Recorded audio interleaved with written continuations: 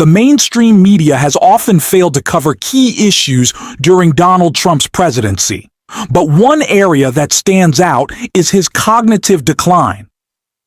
It's clear that a man who has never had the capacity to handle the presidency is showing serious signs of deterioration. Yet, the mainstream media largely stays silent, even as his words and actions make it obvious. Recently, even right-wing media began to notice, with a host issuing a disturbing warning about the potential consequences of Trump's decline. We'll dive into that in a moment, but before we do, if you enjoy this coverage, hit the subscribe button, leave a like on the video, and let us know you're here with a blue heart in the comments. Now, let's start with Lawrence O'Donnell, who has been calling out Trump's decline. A lot of wars there was no reason for. You look right up there, I don't know, see the Declaration of Independence, and I say, I wonder if the Civil War, it always seemed to me maybe that could have been solved without losing 600,000 plus people. History will find that there was a president of the United States who did not know that the Declaration of Independence was written and signed 85 years before the Civil War. You look right up there, I don't know, see the Declaration of Independence, and I say, I wonder if the Civil War always seemed to me, maybe that could have been solved without losing 600,000 plus people. That's what he said. So he looks at the Declaration of Independence on the wall, and then he thinks that the Declaration of Independence was the product of the Civil War. We've always known that Donald Trump could not possibly pass a high school AP history course. We've always known that Donald Trump couldn't pass any test in any high school history course.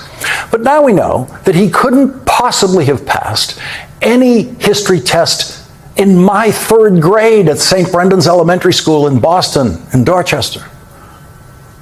We knew that order of history, what came first, in the third grade. Declaration of Independence first, Revolutionary War second, Civil War a distant third to those events. There are children in elementary school in America tonight who are laughing at that video that they just saw right now, especially kids on the West Coast where this show is airing early enough for them to see it. The psychiatrists promised us in the first year of the first Trump presidency that there was only one direction that his mental health could go. And every day, Donald Trump proves them right. Lawrence O'Donnell has consistently been one of the few voices in mainstream media willing to call out just how extreme and out of control Donald Trump has become. This isn't exaggeration or liberal panic. It's an honest assessment of his behavior and decisions. While we'll soon see an example of a MAGA media figure noticing the same, most outlets still don't fully grasp how broken Trump already was.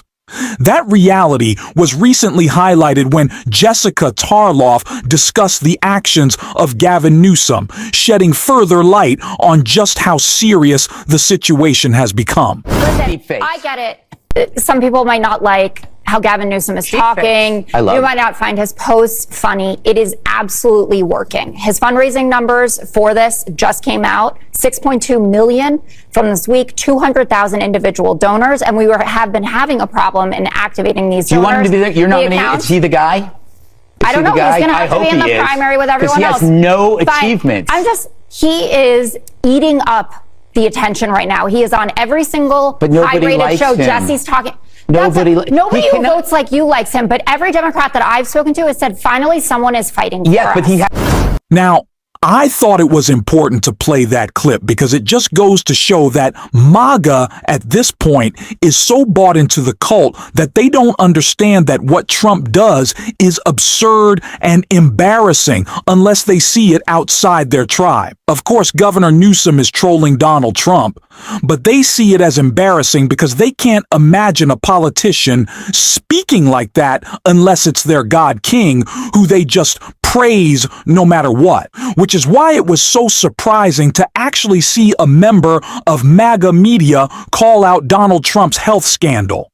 And it was Alex Jones, of all people, right here. Alex Jones warns Trump's cankles collapse is imminent. "I know we have a crisis," said the InfoWars conspiracy theorist who urged the president to reduce his work hours and rest or else. Conspiracy theorist Alex Jones is sounding the alarm about what he dubbed Donald Trump's health crisis and the consequences the 79-year-old president faces if he doesn't take his foot off the gas pedal.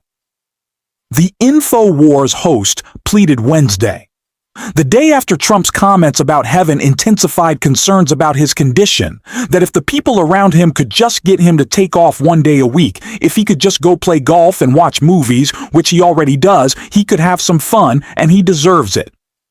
But Jones said, at the current trajectory, warning, the president is going to have some sort of collapse within the next 12 months. I've seen a lot of signs of Trump declining, he said, and so he's on a lot of the time, but like a light bulb is starting to go out. It gets brighter, it gets dim, it goes in and out.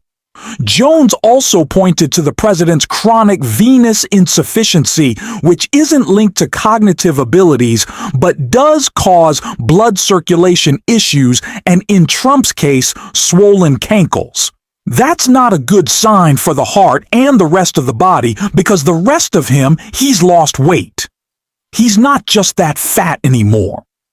Jones said, "For everybody that you've known that's having heart problems, that's not good right there."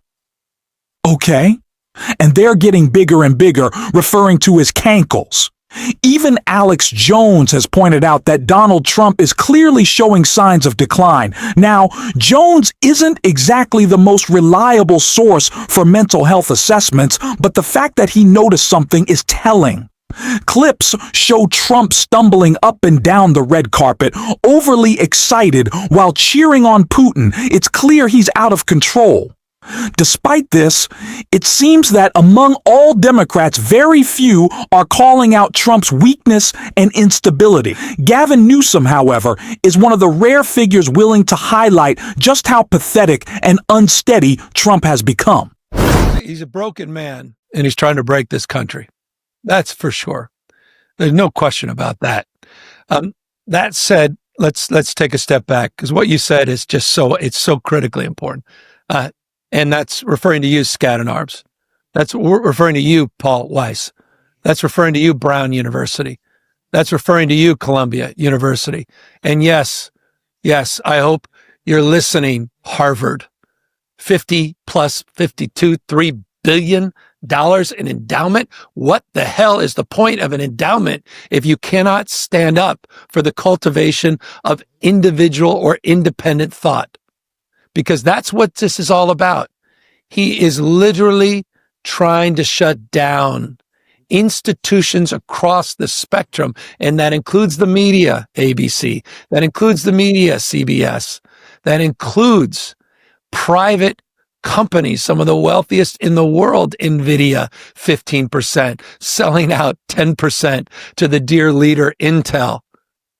You can't, the crony, any institution that reflects any variant of cultivating any kind of independent thinking and institutions of higher learning, front and center. The finest public university system on planet Earth, the UC system that is sitting on 13,800, don't quote me, roughly 13,800 active patents, more than any other system in the world. The conveyor belt for talent, the reason California is the tentpole of the U.S. economy, the reason America is the tentpole of the world economy, pushing out the boundaries of science and discovery, more scientists, engineers, researchers, more Nobel laureates, the envy of the world. He's trying to break them down. He's trying to gut the research that keeps our national defense system operational, that keeps us dominant in quantum, keeps us dominant in artificial intelligence. He is telling us we have to have 3 co-equal payments.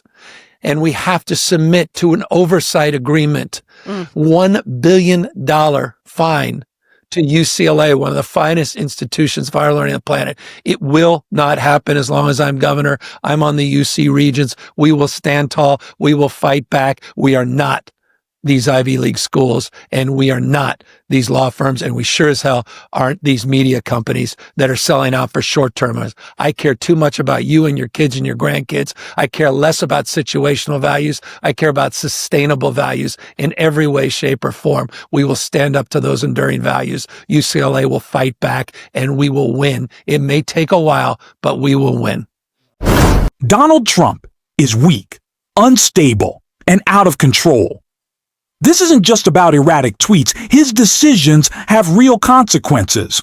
Conservatives may brush off his posts as harmless, but when his reckless tariff policies hurt the economy, it impacts everyday Americans. It's clear that holding him accountable is essential, and that's why Senator Elizabeth Warren has stepped up, calling out Trump and exposing the real damage caused by his unpredictable leadership.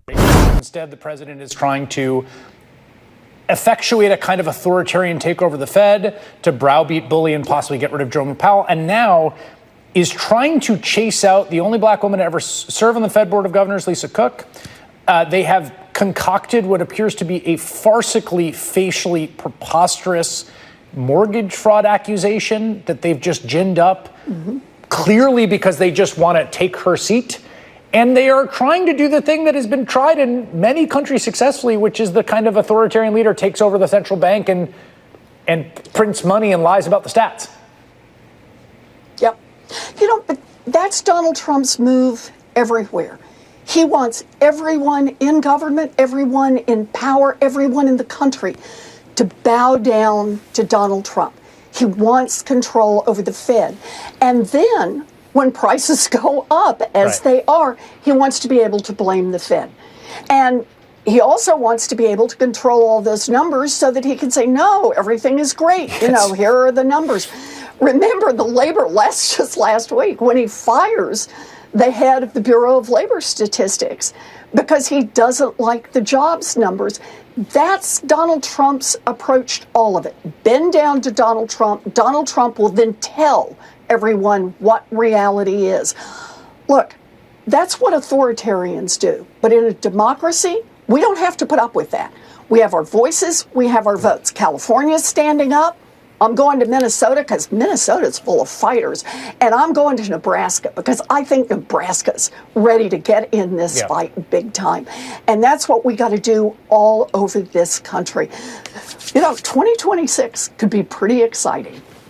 Senator a chance to take back our democracy. Donald Trump's decisions are actively harming our economy, and considering everything we've seen and heard from him recently, that's a serious warning sign. We can't just let this slide. That's why we'll keep calling it out every single day on this show. If you want to support that effort, hit the subscribe button, leave a like on this video, and if you watched all the way through, drop a blue heart in the comments. Until next time, I will see you soon.